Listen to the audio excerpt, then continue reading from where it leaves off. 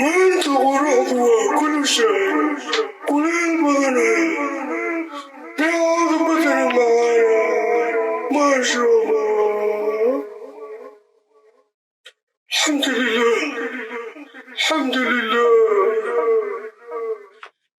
maanta waa inaan raadiyaa imaan. ramadaankii waa soo dhowaaday.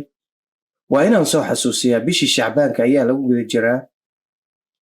khayrka waa inaan ula doontaa saaxiibkay. assalaamu calaykum. وعليكم السلام. hambalyo bishii ramadaanka ayaa soo dhowaatay. shacbaankii ayaa lagu guda jiraa. ilaahow samo nagu gaarsii soonkan iyo soonkana soo hayaba. ما شاء الله ما شاء الله وبالخيرات. imaan sidaas ayaadba u og tahaye ma u diyaar garowday bisha ramadaan. لكن سوق وكخبصنا. maxaa uga cabsanee soonka waa wax isku fudud.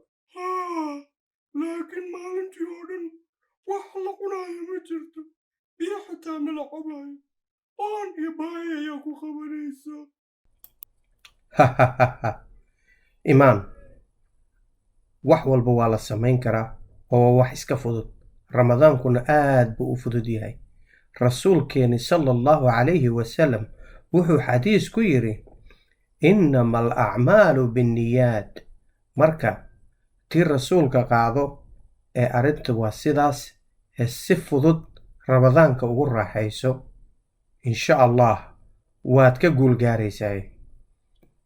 ما شاء الله ماما وحتى ساقبك كل يوم مالي والبا خيرك إلى السودانتا إلهي أكو دورو.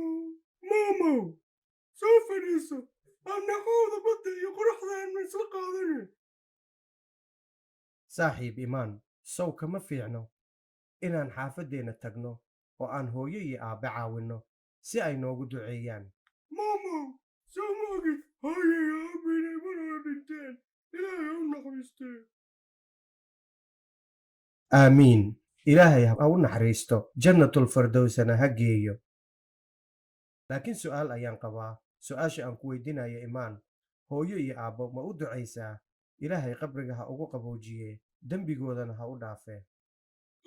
صاحب وانا اخريا مركز عن سوق سوستو الهي هو اقبل قبرك الهي هو نوريه.